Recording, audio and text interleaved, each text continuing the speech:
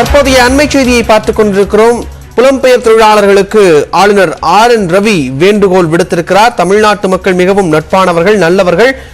தமிழ்நாட்டில் உள்ள வடமாநில தொழிலாளர்கள் அச்சமடைய வேண்டாம் என்று ஆளுநர் RN ரவி அவர்கள் தெரிவித்திருக்கிறார்கள். இது தொடர்பான முக்கிய செய்தியை தற்போது நாம் பார்த்துக் கொண்டிருக்கிறோம். இது குறித்த கூடுதல் தகவல்களை வழங்குவதற்காக நமது செய்தியாளர் வேல்முருகன் தற்போது நம்முடைய இணைப்பில் இருக்கிறார்.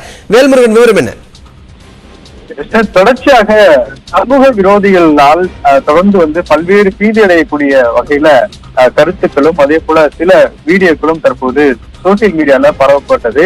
இதன் காரணமாக புலம்பெயர்ந்த தொழிலாளர்கள் தொடர்ந்து தமிழகத்துல பல்வேறு சிக்கல்களை சந்திப்பதை போல ஒரு சித்தரிக்கப்பட்ட நிகழ்வுகள் நடைபெற்று வருகிறது.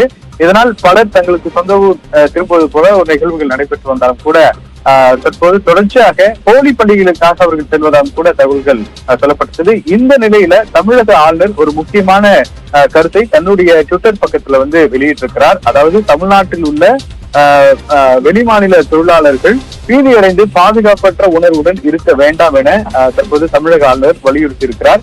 குறிப்பாக தமிழ்நாட்டு மக்கள் மிகவும் நல்லவர்கள், நட்பானவர்கள். தொழிலாளர்களுக்கு பாதுகாப்பு வழங்குவதில் மாநில அரசு உறுதியாக இருப்பதாக ஆளுநர் RN ரவி தற்போது தன்னுடைய ட்விட்டர் பக்கத்தில் தெரிவித்திருக்கிறார். தொடர்ச்சியாக தமிழ்நாடு காவல்துறை பல்வேறு விதமான பாதுகாப்பு ஏற்பாடுகளை இது போன்ற இந்த பீதி அடையக்கூடிய வகையில செய்தி பரப்புவர்கள் மீது அவர்களுக்கு 7 ஆண்டுகள் சிறை தண்டனை வரைக்கும் விதிக்கப்படும் என்ற ஒரு எச்சரிக்கை வழங்கப்பட்டிருக்கிறது.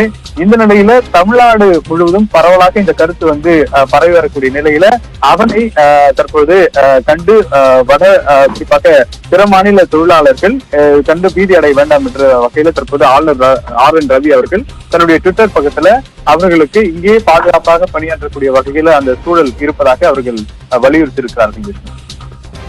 நன்றி வேல்முருகன், உங்களுடைய தகவல்களுக்கு.